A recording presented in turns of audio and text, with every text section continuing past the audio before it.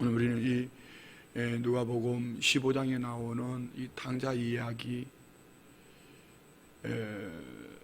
집을 나간 둘째 아들, 또 집에서 아버지를 섬기다 아버지의 마음을 헤아리지 못하는 큰아들.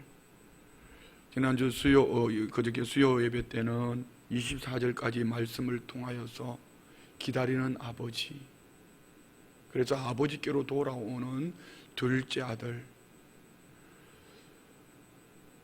바닥으로 내려가 본 그 둘째 아들, 인생을 자기 중심으로 살아갈 때는 낭비할 수밖에 없었습니다.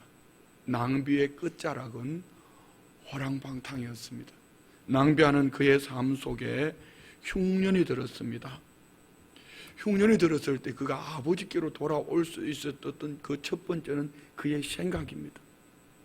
내 아버지 집에는 품꾼이 얼마나 많은고, 내가 여기서 줄여 죽게 되었구나. 내 아버지 집에 돌아가서 아들이 아닌 품꾼의 하나로 아버지 집으로 돌아가야겠다 생각을 했습니다. 오늘 우리 성도님들이 이 밤에 여러분의 생각이 복된 삶이 되기를 축복합니다. 두 번째는요, 얼마나 많은 사람들이 생각 속에는 해야지 하면서 생각에 매여 있지만 삶으로 옮기지 못해. 그는 그 생각을 실천합니다. 이에 일어나 돌아가는 거예요. 돌아갈 때에 그 아버지는 먼저 나와서 기다렸고, 이 아들은 아버지를 알지 못했지만 아버지는 아들을 바라보고 계셨고, 또 아들을 향해 달려오셔서 아들을 끌어안고 껴안고 입을 맞추고 집에 데려다가 목욕을 시키고 비란 옷을 입히고 발에 신을 신기고 가락지를 끼우고 살찐 송아지를 잡아 잔치하는 거예요.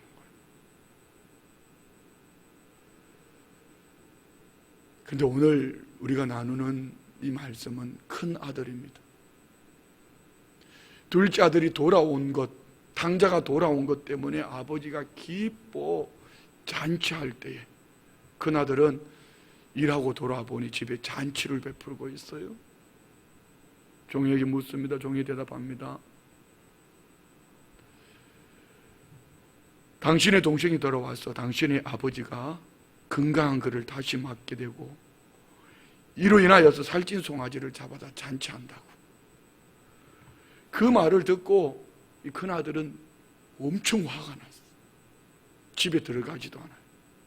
노하여 들어가고자 하지 아니하거늘 이제는 아버지가 친히 나옵니다. 이 큰아들을 맞이하러. 그리고 아버지에게 불평불만을 막 쏟아냅니다.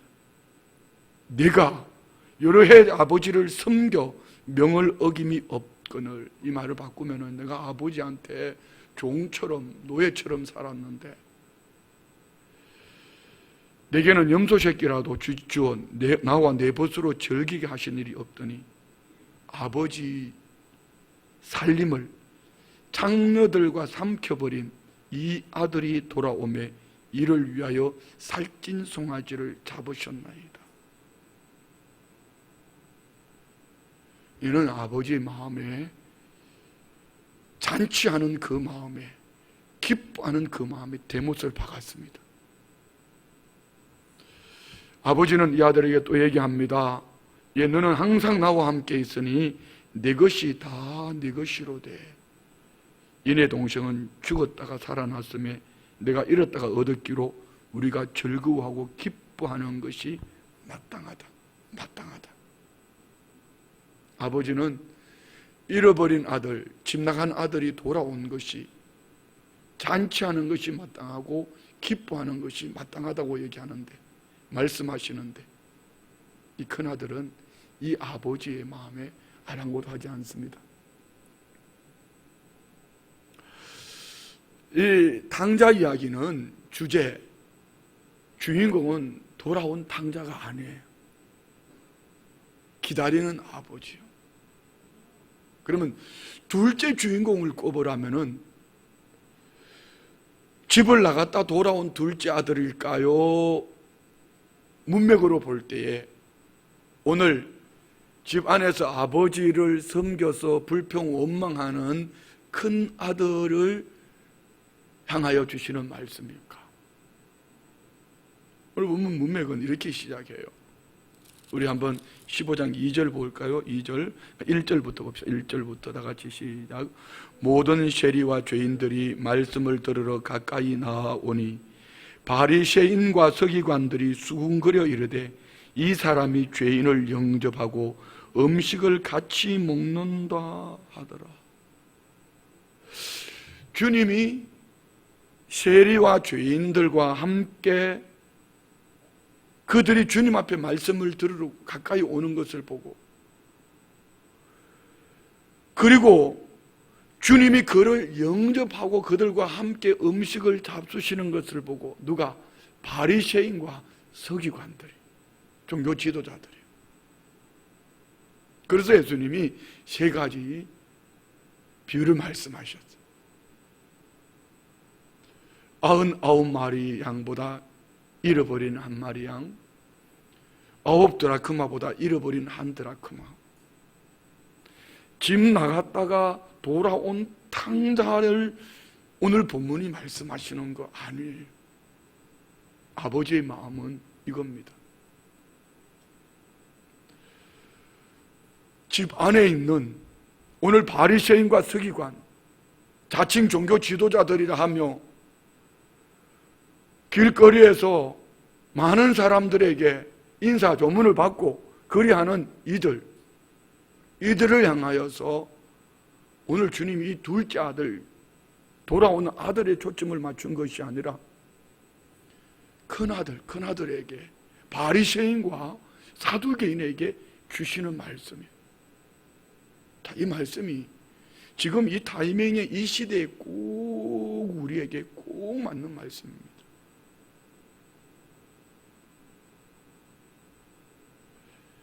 제가 언제부터 이렇게 바뀌었는지 모르겠어요. 제가 언제부터 이렇게 소방수 역할을 하는지 저도 모르게 어느 날 그렇게 돼버렸어요. 여러분이 보실 때는 저게는 진보 성향이 있습니까? 보수 성향이 있습니까? 예수 믿는 사람들은 진보도 보수도 아니에요. 그런데 저는 자연스럽게 옛날 직업이 자연스럽게 보수 성향, 아니 보수 성향이라고 말 안 해도 여러분이 뭐 그렇게 보입니다. 그런데 어느 날부터 보수 진보가 아니라 소방호수 들고 불 끄러 다니는 사람 같아요. 철이 들어가는 거죠. 어떻게 해요?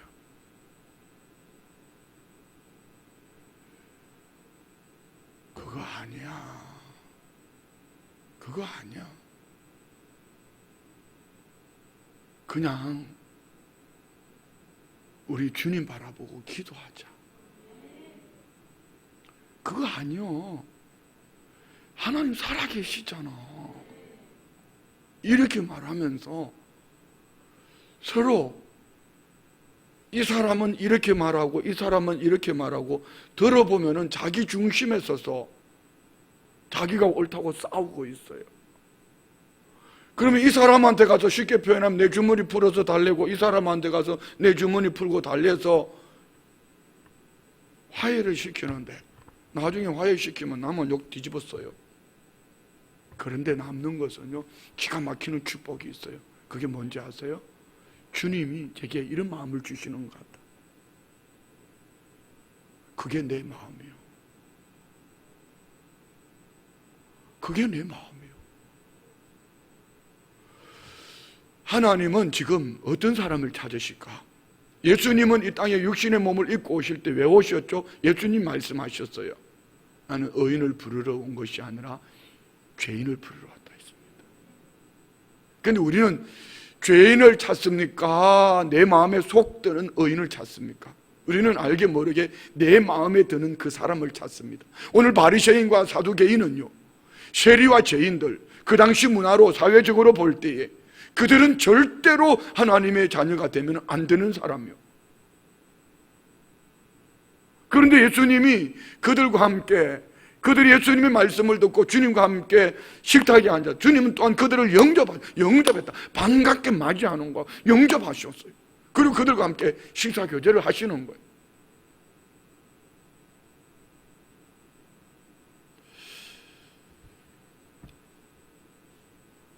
우리 이 시간에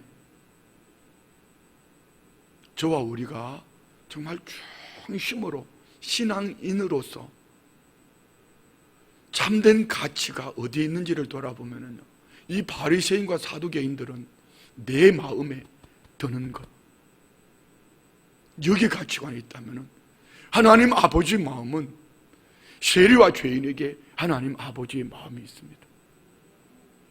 하나님은 옳고 그름을 똑똑함으로 익히 밝혀 잘 아는 사람을 찾는 것이 아니라 목자 잃은 양, 갈 길을 몰라 헤매는, 길이 없어 헤매는 그 한 영혼을 주님은 가슴에 끌어안고 그 영혼이 구원 얻기를 원하는 그들에게 길 되어 주시고, 그들에게 생명 되어 주시고, 그들에게 하나님 아버지께로 나오는 길을 알려주시기 위해서 오셔서 십자가에 죽으시고 저와 우리를 구원해 주셨죠. 그런데 저와 우리는 너무 똑똑해요. 잘못을 분별을 너무 잘해요. 신앙 생활을 참 잘해요. 누구처럼요? 큰 아들처럼. 그리고 자기 의를 얘기합니다. 내가 이것도 하고 저것도 했다고. 그런데 우리 기독교 신앙은요, 다른 종교하고 다르게 얼마나 했냐, 많이 했냐, 주님 이거 묻지 않아요. 착각하지 마세요.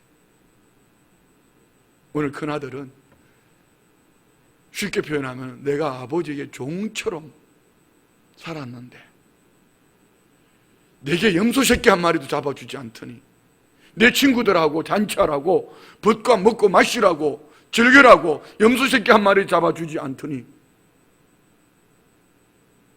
여기다가 하나 더 합니다. 허랑방탕 창기와 노란한 저에게는 이러면서 불평하면 좀 쉽게 우리께 이렇게 진단해봐요. 어떤 사람이 큰아들일까? 하나님 앞에 섭섭한 마음이 있으면 그는 큰아들이에요. 좀 더 짧게 쪼개볼까요?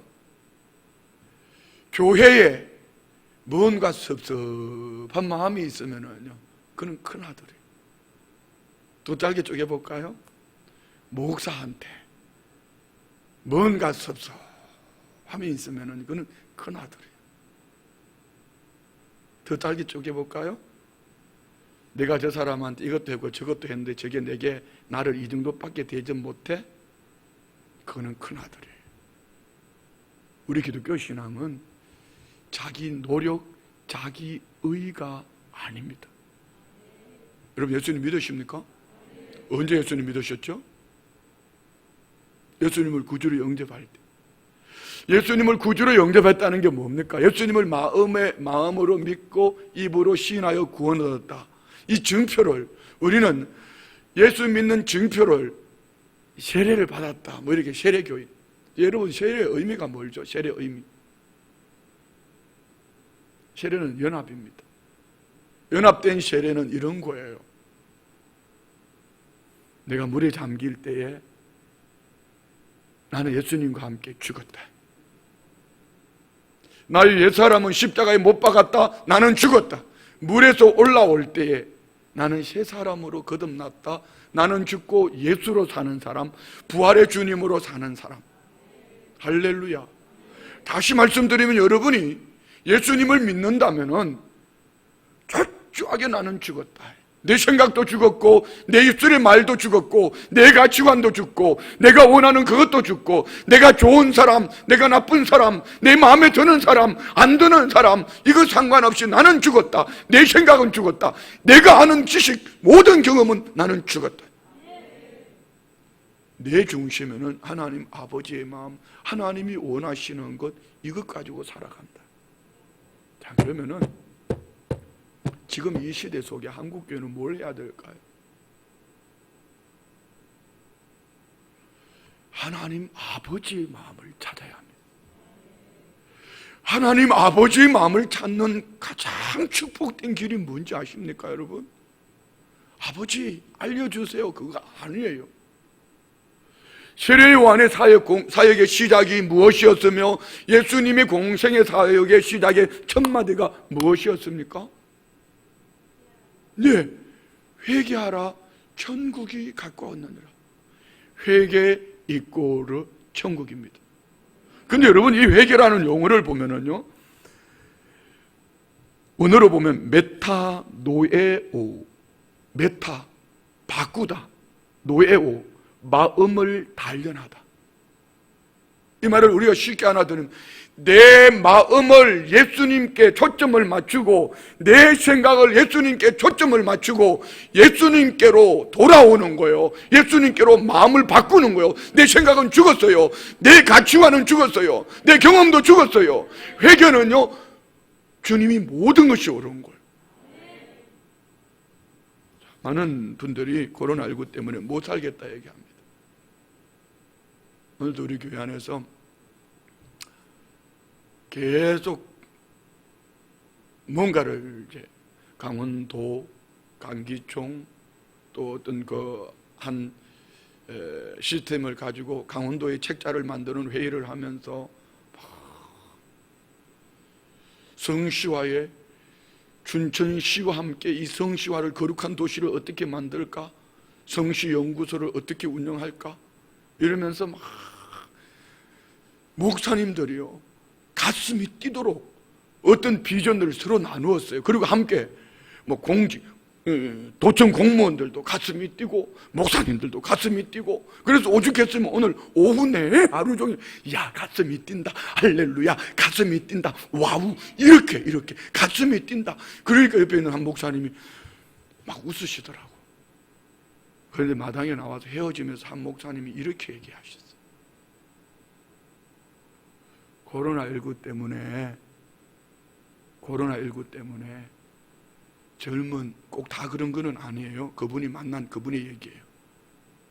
젊은 목사님들이 바닥에 그 다음에 무엇을 해야 되나 낙심하고 주저앉아 있다는 거예요.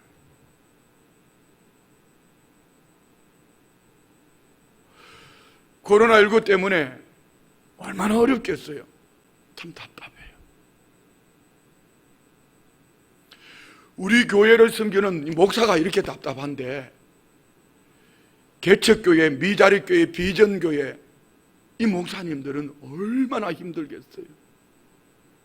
정부가 소상공인에 대해서는 늘 마음이 있는 것처럼 얘기하지만 교회는 쥐잡듯이 잡아대면서 개척교회, 비전교회에 대해서는 한마디, 오히려 반대로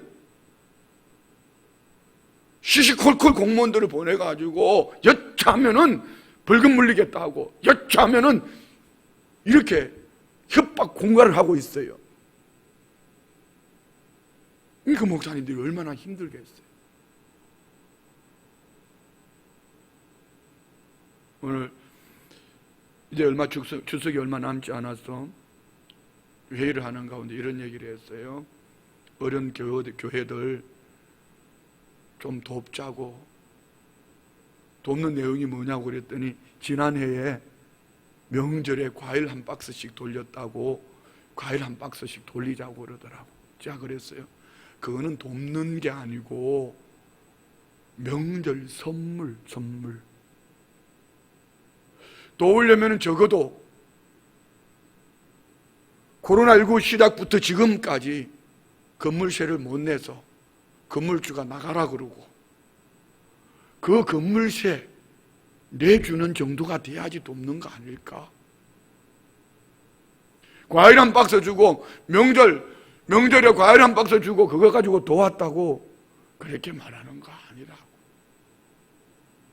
그 목사님들이 얼마나 힘들었으면은 이제 인생 바닥까지 와요. 목회 바닥까지 와요. 그 다음은 뭘까? 좌절하면서 주저앉아요. 이렇게 묻고 싶어요. 사랑하는 우리 성도님들은 예수님을 믿으십니까?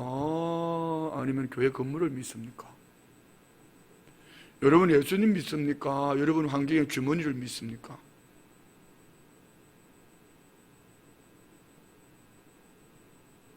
우리 하나님을 믿는 거예요. 우리 예수님 믿는 거예요.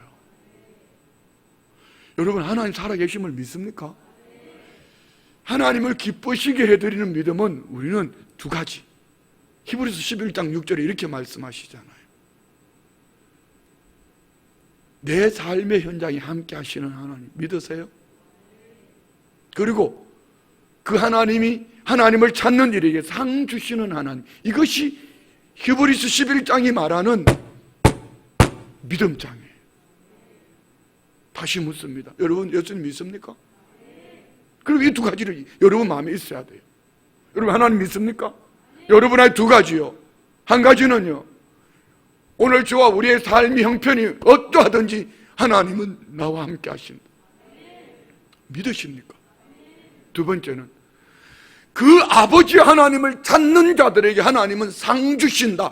그 아버지 하나님의 관점, 아버지 하나님 그 마음의 관점을 갖추고 아버지를 찾으면은 아버지께서 때를 따라 도와주신다. 믿습니까? 코로나19가 참 많이 힘들게 했어요. 모든 다양함 속에. 그렇지만 모든 삶의 초점이 하나님 아버지에게 초점이 맞춰지면은요, 바닥이 아니라 바닥에서 박차고 일어날 수 있는 비전, 바닥에서 박차고 일어나서 아버지를 부르짖을 뿐 아니라 아버지의 마음을 알고 나면은 코로나19가 끝이 아니라 아버지께서 예비하신 하나님 나라가 있다. 아버지께서 나를 위해서 예비해 주신 상급이 있다. 이것을 믿음으로 바라보는 것, 이것이 히브리서 11장이 말하는 거예요. 그 믿음을 가지고 여러분 코로나19 때문에 월세 좀 못 냈다고 그 믿음을 가지고 목회 바닥이다 하고 그걸 가지고 포기하려고 하면은 여러분 어떻게 순교하고 어떻게 선교하고 어떻게 복음을 위해 살고 예수를 믿는다고 말할 수 있겠어요? 여러분이 진짜 예수님 믿습니까? 그러면요, 회개에 합당한 열매를 맺어야 돼. 그 열매 없으면은 천국 못 갑니다. 근데 오해하지 마세요. 회개에 합당한 열매는 예수 그리스도예요. 회개에 합당한 열매는 성전에 와서 앉아있는 바리새인, 이 사두개인이 아니에요. 회개에 합당한 열매는 예수님이면 됩니다. 예수님이면 충분합니다. 예수로 사는 거, 그 마음 중심이 예수님께 가 있어서. 왜요? 예수의 이름으로 예수의 피로 구원 얻었으니 나는 죽고 내 안에 예수님이 계시니. 예, 그러면 코로나19가 여러분의 삶을 묶었든지 환경이 어렵든지 정말 죽을 지경에 처했든지 죽어도 우리는 천국 가잖아요. 회개에 합당한 열매는 환경 때문에 아니면은 둘째 아들처럼 보따리사가 나갔다가 다시 돌아와서 내가 이것도 하고 저것도 했다고, 큰아들이 이것도 하고 저것도 했다고 아버지의 마음도 모르고, 이거는 여러분 백날역에서 바리새인처럼 사두개인처럼 나는 중직이니까, 나는 오래 신앙생활 했으니까 예배 한 번도 안 빠졌다고. 예, 예배 한 번도 안 빠졌는데, 그는 예배도 한 번도 안 빠졌는데 아버지의 마음을 몰라요. 그는 아직까지 회개한 자가 아니요, 그 아직까지 천국 못 갈지도 몰라요. 구원 얻은 게 아니란 말입니다. 예수님이 그렇게 말씀하셨잖아요. 여러분 예수님 믿으세요? 그럼 여러분 진단해보는 방법은 간단해요. 아까 말씀드렸던 거. 내가 한 행위 때문에, 내가 한 일 때문에 아버지 하나님께 섭섭하고 교회에 섭섭하고 목회자에게 섭섭하다면은 둘 중에 하나입니다. 아직 구원을 얻지 못했든지 아니면은 아직 회개하지 않아, 예수를 믿지만 회개하지 않아서 어린아이 신앙으로 아직 주저앉아 있든지 둘 중에 하나일 겁니다.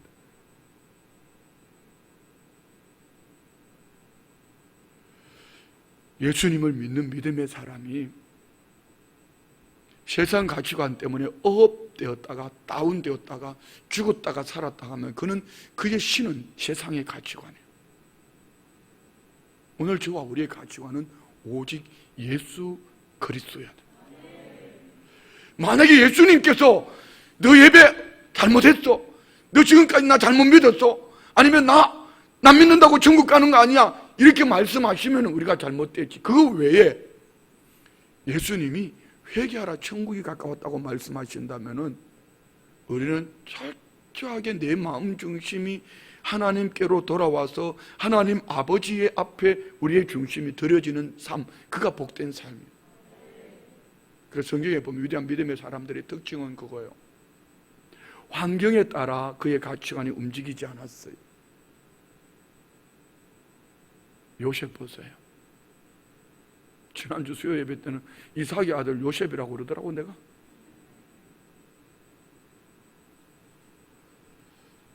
요셉은 정말 아버지의 마음을 알려고 몸부림했던 사람이에요. 불의한 일을 당했지만 그는 불평하거나 원망하지 않았어요. 그리고 철저하게 함께 하시는 하나님, 하나님께 초점, 하나님께 가치관을 두고 요셉은 살아갑니다. 다윗 보세요. 사울 왕이 3,000명의 군대를 동원해서 그를 죽이려고 쫓아다니지만 3,000명 군대 사울 왕 다윗은 그게 초점이 맞춰진 것이 아니라 하나님께 초점이 맞춰졌으니 사울 왕을 죽일 기회가 2번씩이나 있었지만 아버지께서 기름 부으신 왕, 아버지께 초점을 맞추니 아버지께서 기름 부은 왕, 결국은 사울은 2번씩 다 다윗에게 그의 잘못을 실토하지만 결국은 사울은 끝까지 다윗을 죽이러 쫓아다닙니다. 그 집구석은 망했어요. 그런데 하나님은 다윗의 손을 들어줍니다. 여러분, 어려움을 당하는 것이 불의한 것이 아니고 어려움 속에서도 철저하게 하나님 아버지의 마음을 찾고 어려움 속에서도 철저하게 하나님 아버지의 마음이 어디에 있을까, 이것을 찾고 구하고 달려가는 그 성도가 하나님께서 마지막에 웃게 하는 성도. 코로나19 때문에 많이 어렵죠. 저도 많이 힘들어요. 혼자 있으면은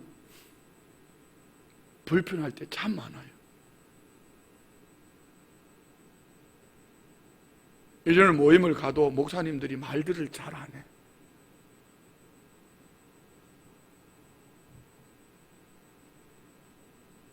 왜? 다 힘들거든. 다 어렵거든. 나 혼자만 떠들어. 왜? 우리 성도님들이 오늘까지 골방 기도하더라. 제 떠들라고 여러분이 골방 기도하는 거 아니에요? 맞잖아요. 목사님 나가서 주저앉은 사람에게 힘 주세요, 소망 주세요, 골방 기도하면 되잖아요, 이 말 하라고 여러분이 기도하고 계시는 거 아니에요? 예수님 돌아가셨습니까? 하나님 아버지 돌아가셨어요? 그렇지 않다면은 환경 때문에, 사람 때문에, 형편 때문에 무너지는 것이 아니라 오늘 저와 우리는 그래도 하나님 아버지 살아계셔. 저기 가서 그거 안 한다고 우리 목사님은 말로는 그러더니 그거 안 한다고 그리고 보따리사가 다른 교회 가고, 전에는 촛불들로 안 간다고 그걸 보따리 사가지고 가더니만 요즘은 또 광화문 안 간다고 보따리 사가지고 가고, 그러면 촛불하고 광화문 때문에 성도만 며칠 갔어. 그 촛불 성도는 나중에 깨달았는지 저를 만나면 되게 미안해가지고, 이렇게 가끔 오다 가다 만나면 미안해가지고 근데 그 과감한 성도님은 아직까지 얼굴을 본 적이 없어. 여러분, 교회는요, 촛불도 강화문도 아니에요. 하나님 앞에 겨 있어야 돼요. 하나님께서 이 코로나19 상황 속에서 하나님이 원하시는 게 뭘까? 하나님 아버지의 마음을 구하고 찾고 두드리는 가운데에 이것이 환난의 때라면 견뎌내면 돼요. 이 코로나19를 통하여서 하나님이 여러분은 교회의 민낯을 보게 하셨더라면 철저하게 회개하고 돌아오면 돼요. 여러분 집에 어떠세요? 코로나19 때문에 여러분 가족 예배는 어떠세요? 여러분의 아내의 믿음은 어떠며, 여러분의 남편의 믿음은 어떠하며, 여러분의 자녀의 믿음이 어떠한지 코로나19를 통하여서 잘 점검하셨잖아요. 잘 점검해 보셨잖아요. 그러면은 민낯이 드러났으면은 교회 어쩔 수 없이 따라와서 몇 번 따라왔다고 구원 얻는 것이 아니고 그 안에 예수의 생명이 없으면 저거 지옥 가겠구나. 저거 지옥 가겠구나. 그래서 어떻게 해야 되죠? 가정예배를 회복하면 되잖아요. 어차피 교회는 코로나19 때 핑계대고 안 올 거니까. 코로나19를 통해서 우리 가족 신앙을 하나님이 점검하시는구나. 코로나19를 통하여서 하나님께서 알곡과 쭉정이를 구별하시는구나. 내 신앙을 돌아보게 하시는구나. 왜요? 여러분, 코로나19 아니면 언제 지금 이 좋은 환경 속에 위기라고 해봤자 뭘 얼마나 위기를 만나보겠어요. 그리고 코로나19 때문에 위기를 만나놓고 보니까 내 신앙이 아니었어요.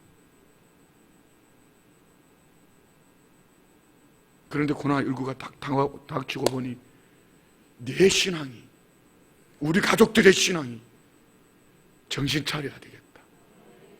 이렇게 살다가 저거 지옥 가겠다. 저거 이렇게 살다가 나 지옥 가는 거 아닌가? 여러분, 복음은요, 복음의 특징 세 가지 한번 따라해봐요. 복음의 절대성, 복음의 긴급성, 복음의 전달자. 복음은요, 절대성. 복음은 예수 그리스도 외에는 어떤 것으로 구원 얻을 수가 없습니다. 다시 말씀드리면, 여러분이 예수님을 믿는다면 나는 예수님과 함께 죽었다, 나는 예수님과 함께 죽었다, 이것이 오늘 저와 우리 안에 있는 그 사람이 구원 얻은 사람이요. 세례 받았다고 구원 얻는 거 아닙니다. 교회 오래 다녔다고 구원 얻는 거 아니에요. 여러분이 직분을 가졌다고 구원 얻는 게 아니란 말입니다. 이 구원이란 말을 쉽게 생각하면 안 돼요. 복음은 오직 길과 진리와 생명 되신 예수 그리스도 그분으로 말미암아 하나님 아버지께로 나아가는 길이에요. 절대성, 예수 그리스도 외에는 어떤 것으로도 구원 얻을 수 없다. 그 주님이 나의 죄를 대신해 십자가에 죽으셨다, 죽으시고 사흘 만에 살아나셨다. 그러면은 나는 그 주님과 함께 옛 사람이 나는 죽었다. 할렐루야. 나는 예수의 생명으로, 나는 예수로 산다. 이것이 복음의 절대성이에요. 긴급성. 주님이 오늘 오실지 내일 오실지 몰라요. 그리고 그가 오늘 죽을지 내일 죽을지 몰라요.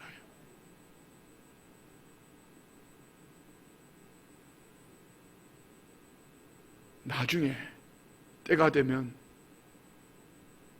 여러분 착각하지 마세요. 그래서 하나님은 복음의 전달자, 복음은 반드시 이 가치를 아는 일을 통하여서 주님이 복음을 전하게 하셨어요. 오늘 한 가지 신방 가서 나눈 말씀이 누가복음 13장 18절로 19절. 하나님의 나라는 이런 거예요. 내가 예수를 믿음으로 내 안에 하나님의 나라가 있다면 여러분이 여러분 자신을 점검하는 거예요. 한번 봅시다. 다 같이 시작. 그러므로 예수께서 이르시되 하나님의 나라가 무엇과 같을까? 내가 무엇으로 비교할까? 마치 사람이 자기 채소밭에 갖다 심은 겨자씨 하나를 같으니 자라 나무가 되어 공중의 새들이 그 가지에 깃들였느니라. 하나님의 나라는 생명입니다. 그런데 그 생명이 얼마나 크냐 작냐 이거 말하지 않습니다. 오늘 내 안에 예수의 생명, 복음은 생명입니다.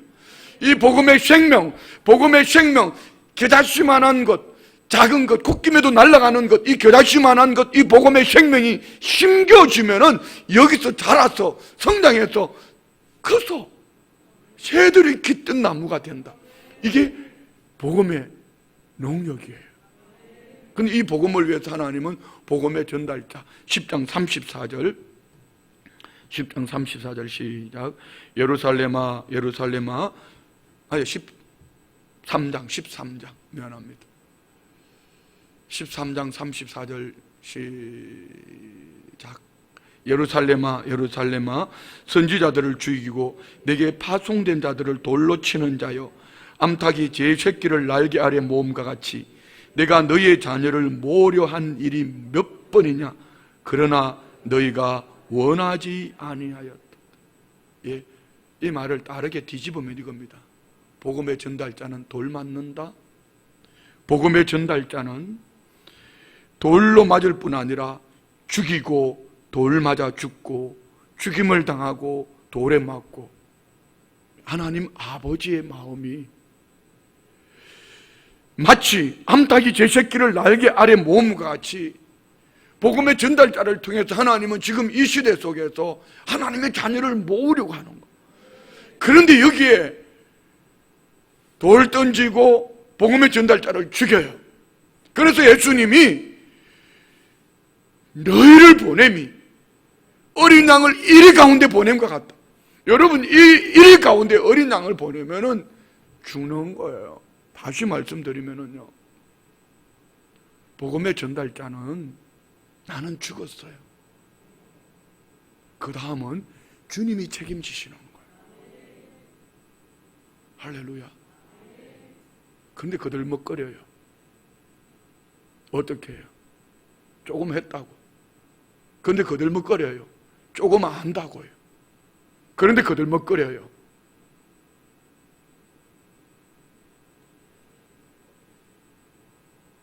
그거 아니요. 그거 아니요.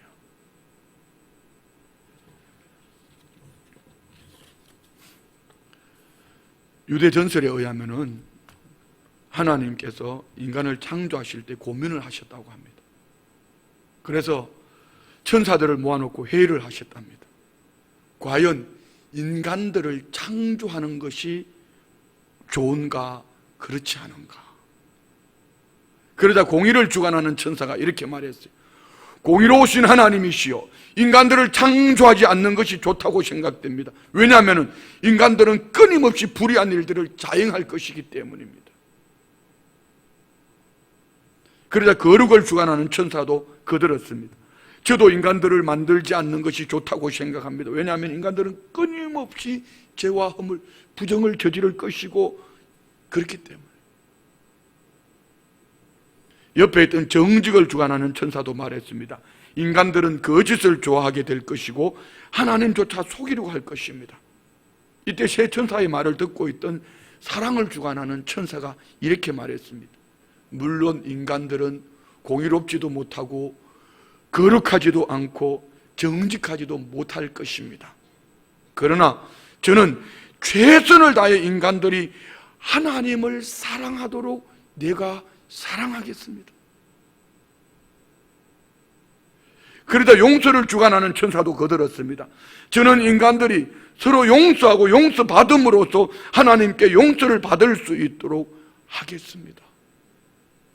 하나님은 사랑의 천사와 용서의 천사의 말을 듣고 인간들을 만들기로 결심하셨다고 유대 전설에 나오는 이야기.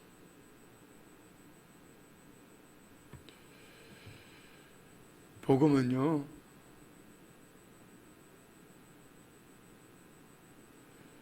거룩, 정직, 공의, 하나님은 공의로우신 분입니다. 하나님은 거룩하신 분입니다. 하나님은 정직하신 분입니다. 근데 하나님은 이 하나님께로 인간들이 나올 수 있는 길은요, 두 가지. 따라합시다. 사랑하고 용서하고. 그래서 하나님 인간을 창조하셨대. 우리는 공의를 말하기 전에, 정의를 말하기 전에, 거룩을 말하기 전에 내게 하나님의 사랑이 있는가? 내게 하나님의 용서가 있는가? 하나님은 아들 예수 그리스도를 통하여서 나를 죽기까지 사랑하셨어. 하나님은 아들 예수 그리스도를 통하여서 나를 용서하셨어. 그러면 여러분은 옆에 있는 그분을 사랑하십니까? 옆에 있는 그분을 사랑하시냐고요? 옆에 있는 그분을 용서하셨어요? 여러분이 사랑하지 못하고 용서하지 못한다면 아무리 정의를 외치고 거룩을 외치고 정직을 외쳐도 바리새인과 사두개인의 자리에 있을 수가 있습니다. 이유는 상실에 잃어버린 집 떠난 아들의 그 아버지의 마음을 모르기 때문에, 잃어버린 한 마리 양, 잃어버린 한 드라크마, 집을 떠난 아들의 바라보는 아버지의 마음을 알지 못하는 상실, 이 상실이 없기 때문에 아버지 사랑을 몰라요.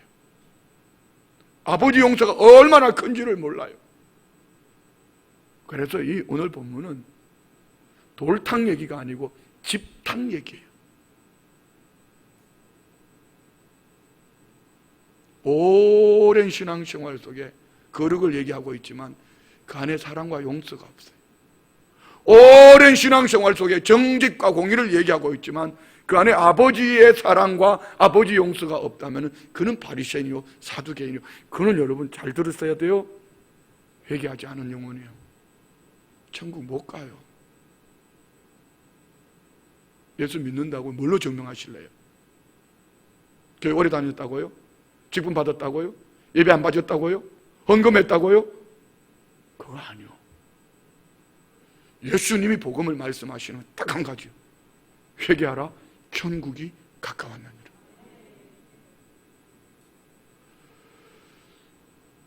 회개는 내 마음이 하나님께 확정되어진 마음으로 하나님 아버지께로 돌아가는 거예요.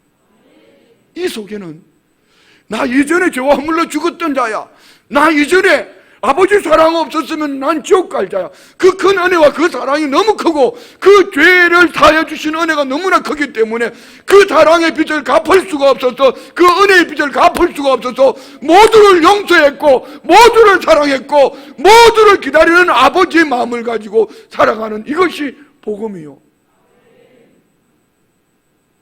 오늘 저와 우리 안에, 한국교회 안에 이게 있어야 돼요. 그런데 왜 그렇게 싸워요? 왜 그렇게 미워 죽으려고 그래요? 나하고 정치적인 성향이 다르다고요? 이데올로기 이념이 다르다고요? 성경은 그렇게 가르치지 않았어요. 임금을 위해서 기도하라고 그랬어요. 그거는 여러분 하나님을 믿는 것이 아니고 대항에서 싸운다는 것은 내 힘으로 정부하고 붙어서 한번 이겨보겠다는 거예요. 그거 복음 아니요. 그거는 이념 신앙이에요. 정치 신앙이에요. 정말 예수 믿는 믿음의 사람이라면, 하나님을 믿는다면은 정부가 불의하거든 하나님 아버지 앞에, 아버지 이 나라를 불쌍히 여겨주세요. 대통령을 불쌍히 여겨주세요. 바른 가치관을 가지게 해주세요. 살아계신 하나님 아버지 앞에 하나님 아버지의 마음을 구하며 기도하는 것이, 이것이 신앙인의 모습이에요. 오늘이 골방기도 마지막 날입니다. 열흘 동안 무슨 기도 하셨어요? 기도 많이 하셨다고요? 많이 깨달으셨다고요? 이제 생각이 하나님 아버지께로 돌아와야 돼. 우리의 걸음이 뻘떡 일어나서 아버지께로 나아가야 돼. 할렐루야. 그리고 내가 한 일 때문에 의로움을 나타내지 말고 그 은혜 때문에 모두를 사랑할 수 있는 여러분 마음이 활짝 열려야 돼. 모두를 용서해놓고 기다리는 아버지의 마음을 가지고 어제 그 사람으로 만나는 것이 아니라 오늘의 새 사람으로 기대하고 기다리는 아버지의 마음을 품고 살아가는, 이것이 진정 구원 얻은 하나님의 사람들의 삶이에요. 여기 내 기준, 내 잣대, 내 중심을 가지고 특별히 여러분 신앙생활을 오래 하신 분들, 교육자들 조심하셔야 돼요. 판단하지 마세요. 중직자들 조심하셔야 돼요. 바리새인의 자리에, 사두개인의 자리에 어느 순간적으로 가 있습니다. 이런 기대 있잖아요. 저도 주님이 용서하시소. 저도 주님이 구원하실 거야. 그러니 복음의 절대성, 예수 그리스도의 이름으로 긴급성, 저에게 가서 복음을 전하며 내가 복음의 전달자가 되어지면 너무 의외로 내 마음 중심에 가지고 있던 이 복음의 열정이 주님이 앞서가서 길을 열어놓으셨어요. 할렐루야. 이 얘기하고 마칠게요. 지난주 수요일 때 얘기했던 얘기. 요즘 저는요 정말 행복하게 바쁘게 즐겁게 신앙생활하고 있습니다. 이거는 여러분들의 저 기도 때문에, 저 기도 때문에.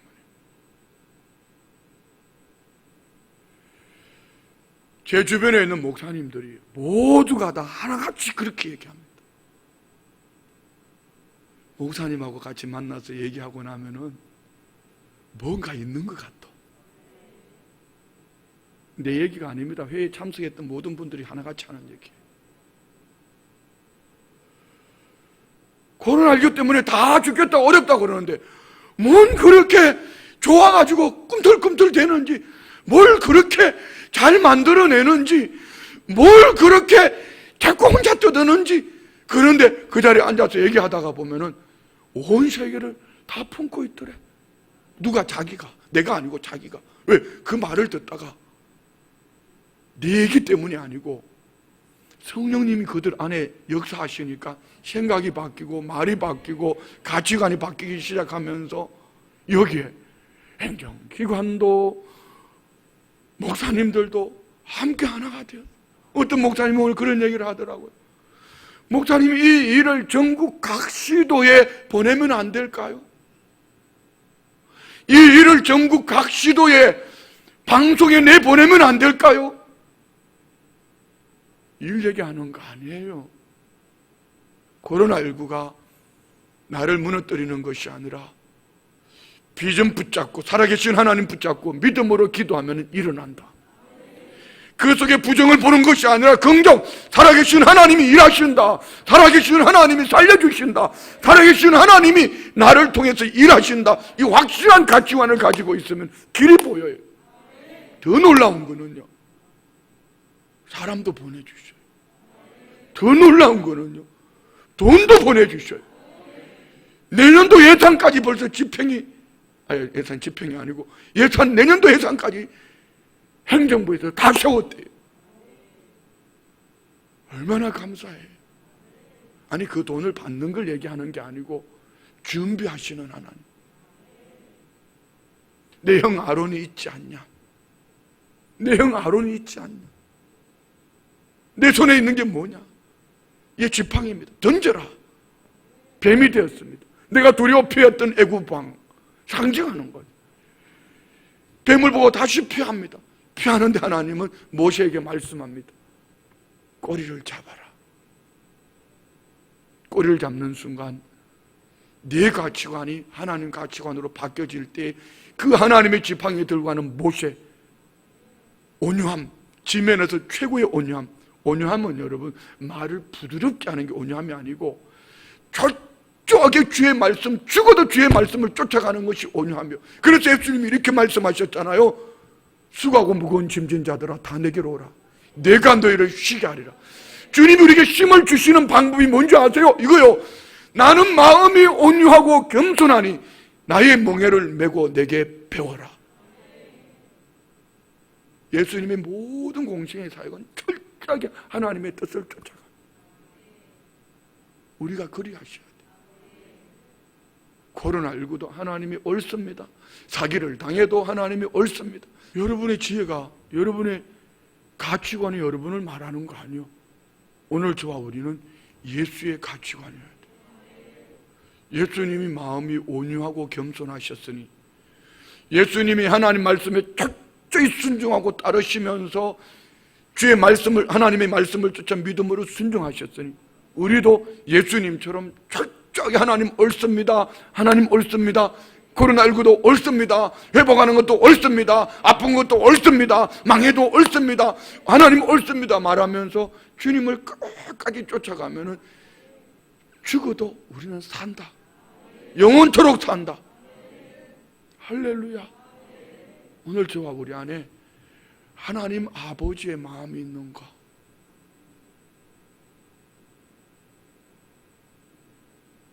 큰아들 말고, 일 잘한 큰아들 말고, 불평하는 큰아들 말고, 원망하는 큰아들 말고,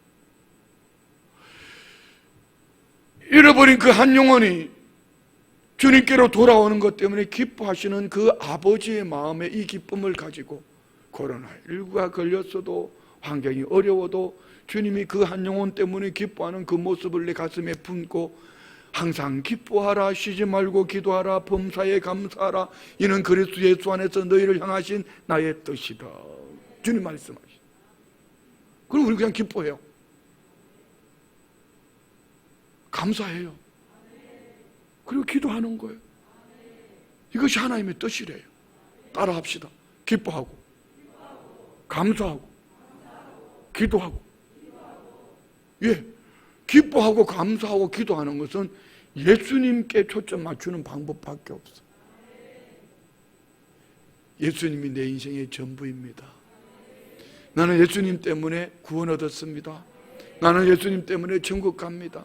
내 마음이 하나님 아버지께로 돌아와서 예수님 때문에 나는 기뻐요, 예수님 때문에 나는 감사해요. 눈 감고 있다가도 아멘 할 때 좀 크게 해봐봐. 남들 아멘 크게 하는데 눈 감고 입 뚝 다물고 있어. 다시. 나는 예수님 때문에 기뻐해요. 나는 예수님 때문에 감사해요. 나는 예수님 이름으로 하나님 아버지께 기도해요. 이게 이 시대를 이겨내는, 이 시대를 살아가는, 그래서 사랑하고 용서하며 살아가는 우리를 통하여서 지방행정부도, 대통령도, 국무위원도, 국회의원도, 저 보수도, 진보도, 여당도, 야당도 다 끌어안고 그들이 주님께로 함께 돌아오는 거, 이게 주님이 기뻐하는 거. 우리 하나님 아버지의 마음을 가지고 오늘 밤에 기도합시다. 두 가지. 한 가지는 여러분의 생각이 예수님의 생각으로 바꿔지기를 원합니다. 어떻게 예수님 생각으로 바꿔요? 주님이라면 어떻게 하실까? 주님이라면 지금 뭐라고 말씀하실까? 두 번째는 삶으로 일어나 아버지께로 돌아가야 돼. 내 마음이 확정되어진, 아버지께로 확정되어진 회개한, 그 회개에 합당한 열매를 맺는 그 삶. 잘못했다고 우는 게 그 회개 아니요. 내 마음이 예수님께 확정되어져서 어떤 환경, 어떤 사람, 어떤 형편 만나도 주님 옳습니다라고 믿음으로 살아가는, 이것이 회개에 합당한 삶의 연애가 있을지어다. 기도합니다. 하나님 아버지, 이 밤에 하나님 아버지의 마음을 깨달아 아버지가 원하시는 은혜의 삶 나도 살기를 원합니다. 지금까지 많은 세월 동안 신앙생활하고 교회도 나오고 직분도 얻었지만 내 마음이 주님 뜻대로 살기를 몸부림하지 못했고, 주님이면 충분합니다, 예수님이면 충분합니다, 복음의 절대성, 복음의 긴급성, 복음의 전달자로 살지 못했음을 회개합니다. 입술로만 외치는 것이 아니라 눈물을 흘려서가 아니라 내 마음에 확정되어진 예수 그리스도 안에서 오직 예수님으로 살겠습니다, 믿음의 결단, 사랑하며 용서하며 그 은혜 속에 살기를 결단하는 성도님들에게 합당한 열매를 맺어 이 밤 천국을 누리게 하여 주옵소서. 믿음으로 예물 드립니다. 27번째 예물 드릴 때 이수정 아들 예수님 인격적으로 만나 술, 담배 끊어지고 성령으로 살게 하여 주옵소서. 예물 위에 기름 부어주시고 오직 주의 은혜로 간증하는 삶이 되게 하옵소서. 예수님의 이름으로 기도드리옵나이다. 아멘.